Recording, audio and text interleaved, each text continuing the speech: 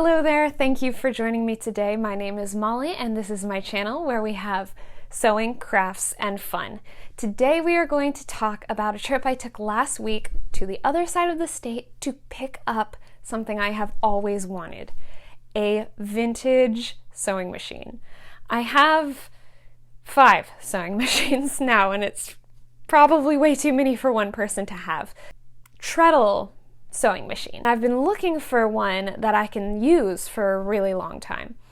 Back in October, I saw on Nextdoor that someone in Seattle had a treadle machine and they said, great shape, 99% sure it's working, completely free. And I was like, yes, I need this.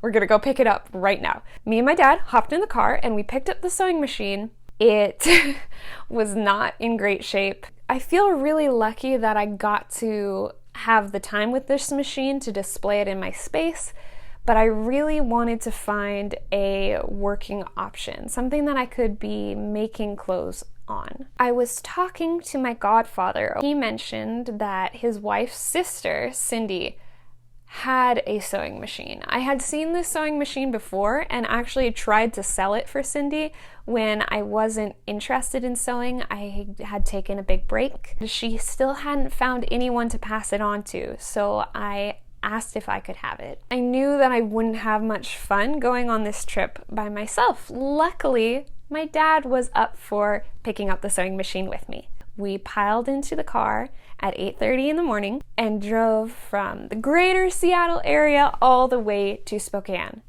It was a really pretty drive and the longest road trip I have been on in maybe 3 years. We saw all sorts of critters on the way, a prairie dog or the Washington equivalent to a prairie dog. We saw swans, a couple of deer.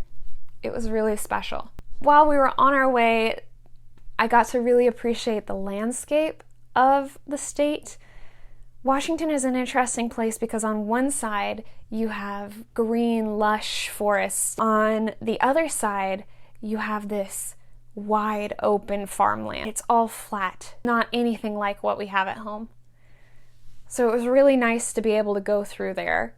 My dad and I had a lot of fun on the trip. We have a really great relationship and I was excited to get to spend the whole day with him. We talked about all sorts of stuff and we even listened to some history podcasts together with one of my favorite historians, Anna Liscombe. One of my favorite things that we saw on our way out there were these giant windmills in fields.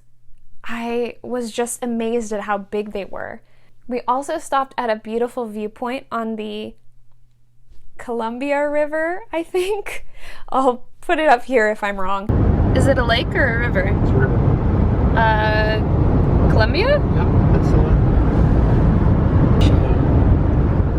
So it's roll on, Columbia, roll on, Columbia, roll on.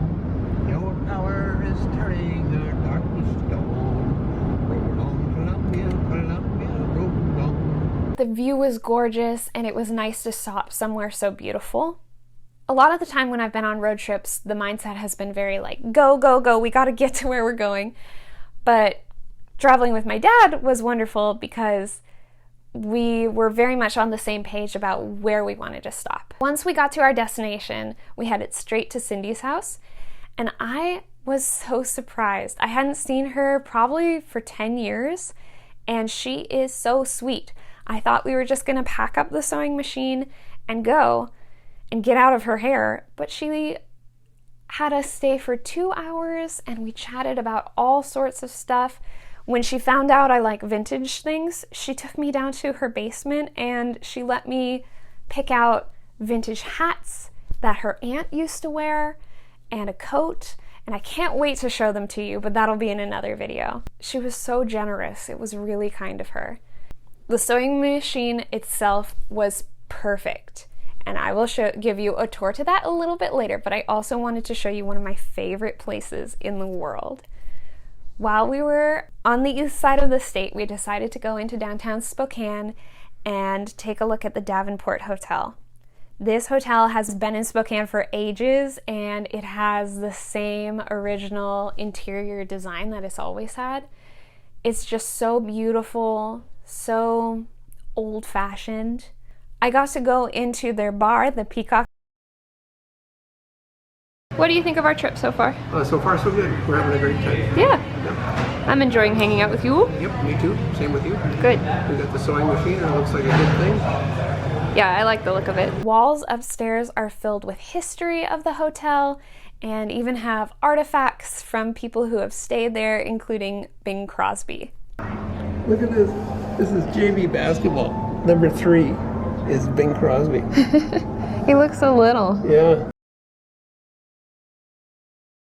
Oh.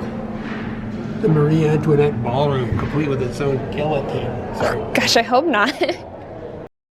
After a lovely dinner and looking around the hotel, we decided it was time to head back home. Let's head outside and I'll show you the sewing machine. So this is where you would wind the bobbin. We have extra bobbins in here. The rest are at the bottom of the drawer. And it even comes with the manual. My favorite thing about this, there's this amazing letter inside. Now, I'm not very good at reading cursive. It's a fella, his name is L.H. Preston, I think. He's included this letter sending away for the sewing machine to be serviced, and it's dated 1900. It's just amazing. These pages are pretty delicate. What I want to do is scan the manual itself and then put it online somehow. I'll figure out how to do that. So if you're curious about these types of machines, then you can look through it too, and hopefully this will help others in their research. Another amazing thing about the machine is that it has this beautiful inlay of a ruler, and then right here it says patent 87, and of course that means 1887, so this is well over 100 years old. It is a Victorian sewing machine, and I am just so thrilled. It's really so beautiful. Waiting for this plane to finish going by. Thank you so much for watching today. I'm hoping to get this machine cleaned up and into my room next week, and then hopefully we'll be able to start sewing with it very soon. Everything is moving, which is a good sign, and we have all the pieces. If all goes well, I would love to make a period accurate project on this machine, something Victorian or Edwardian, but that will take time and research. If you enjoyed this video, please feel free to like and subscribe.